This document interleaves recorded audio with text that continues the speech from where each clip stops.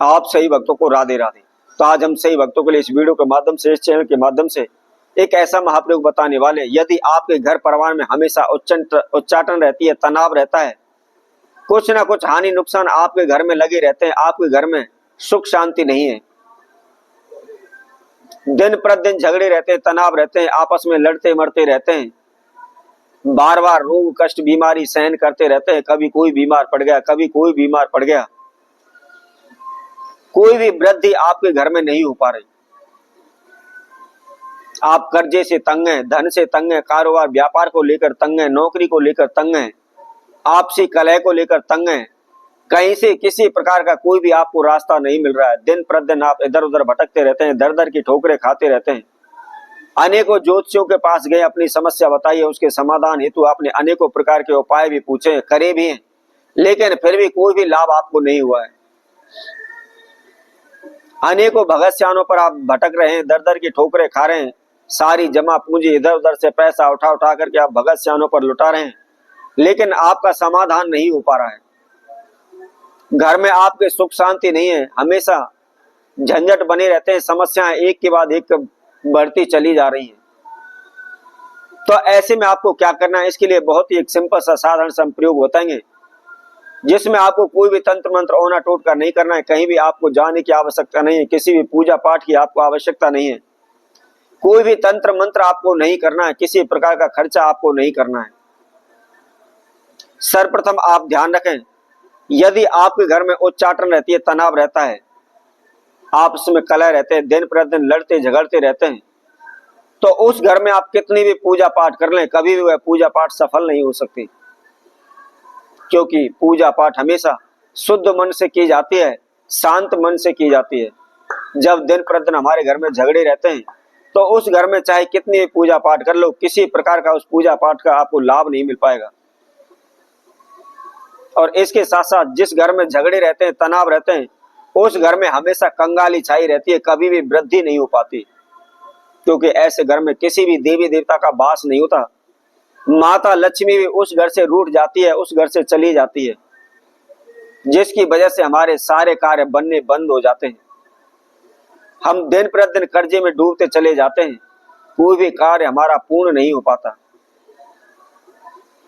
इसके साथ साथ हमारे वंश वृद्धि में भी रुकावटें आने लगती हैं, अनेकों प्रकार के रोग कष्ट बीमारियां हमारे घर में प्रवेश कर जाती हैं। तो इसलिए हमेशा ध्यान रखें, जब कभी भी आप अपने घर में पूजा पाठ कर रहे हैं, तो हमेशा उस घर में आप शांति बनाए रखें, शांत मन से पूजा करें, शुद्ध मन से आप पूजा करें, तो निश्चित ही आपको सफलता मिलेगी, आपकी पूजा स्वीकार होगी, देवी देवताओं का, आपके पूर्वजों का, आपके पितरों का आशीर्वाद आपको प्राप्त होगा।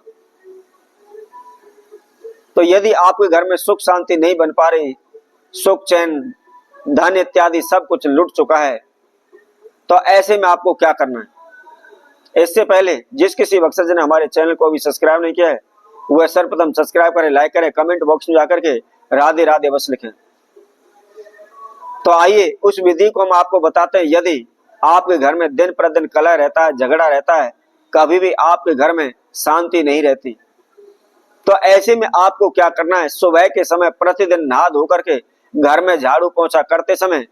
जब भी आप पोंछा लगाने जा रहे हैं, उसके अंदर थोड़ा सा नमक अवश्य डालें। यदि आप अपने घर के अंदर पोंछा लगाते समय उस जल के अंदर आप नमक डाल लेते हैं, तो कभी भी आपके घर में नेगेटिव एनर्जी प्रवेश नहीं करेगी, रोग कष्ट बीमारियां आपके घर में प्रवेश नहीं करेंगी। परंतु आप ध्यान रखें, आप संडे के दिन, रविवार वाले दिन और उसके साथ साथ वीरवार अर्थात बृहस्पतिवार वाले दिन आपको जो भी आप पोंछा लगा रहे हैं उसके अंदर नमक नहीं डालना है, क्योंकि इन दो दिनों में नमक का इस्तेमाल घर के अंदर हमको नहीं करना चाहिए, पोंछा नहीं देना चाहिए। अब इसके साथ साथ